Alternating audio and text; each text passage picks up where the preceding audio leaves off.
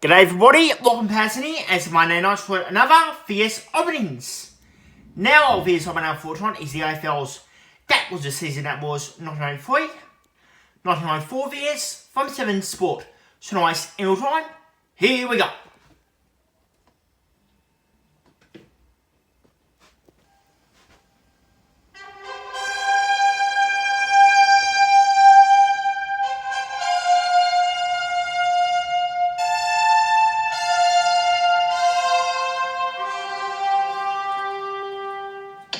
It's the name of the game.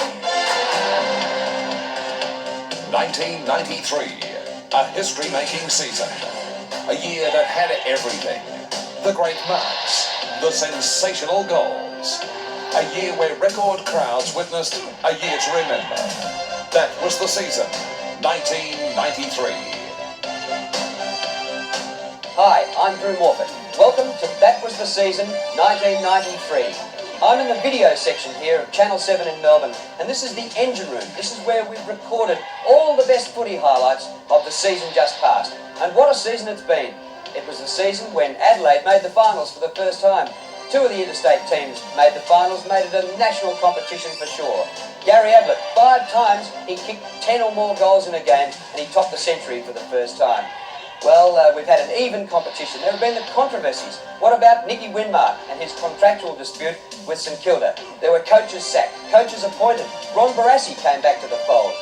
And who would have thought, going back to the pre-season, that 75,000 people would turn up for the night grand final in the Foster's Cup? That was just one of the many highlights, and that was the season 1993.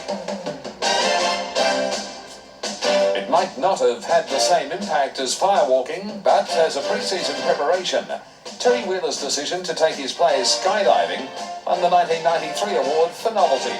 At least he provided his men with the murky depths of Port Phillip Bay as a soft landing zone.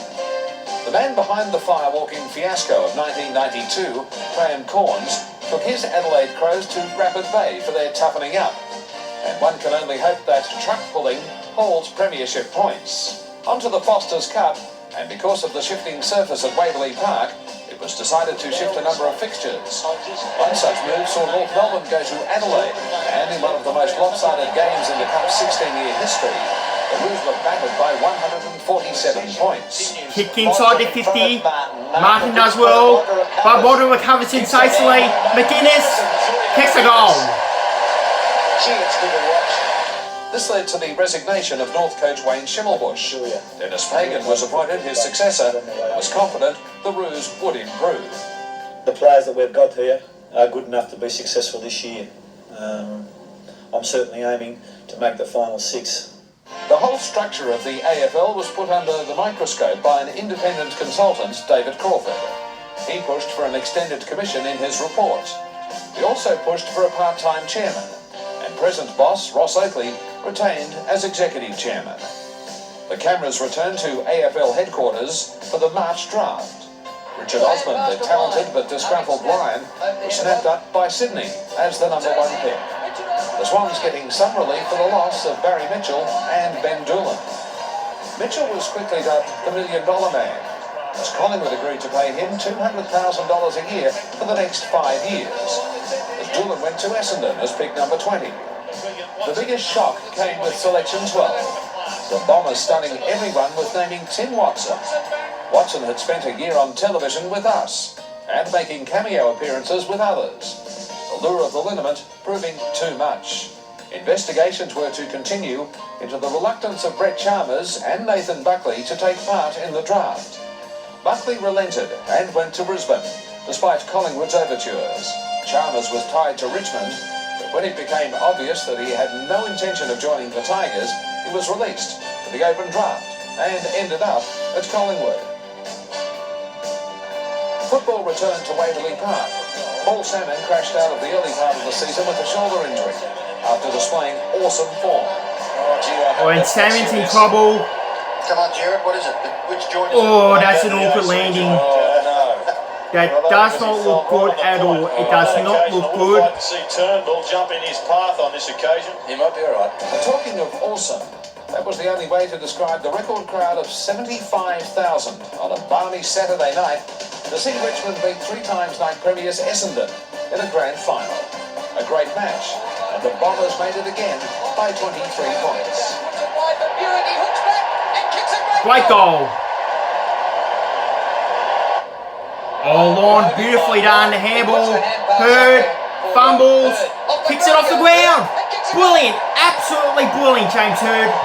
He's been brilliant tonight. Kicks towards half forward. Over the top. Kick it. Side steps.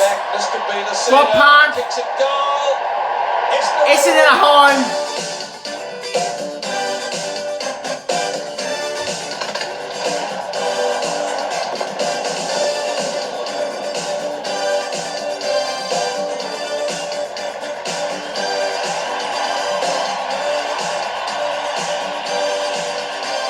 Crowd of nearly 60,000 proclaimed the beginning of the 93 season under the MCG lights, and Collingwood delivered a promise of things to come.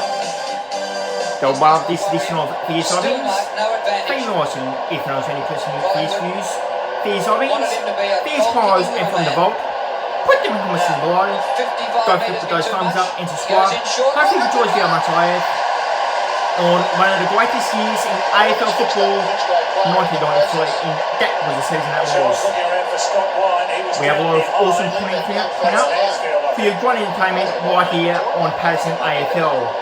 And I wait for now. Thanks for watching. This has been AFL on 7.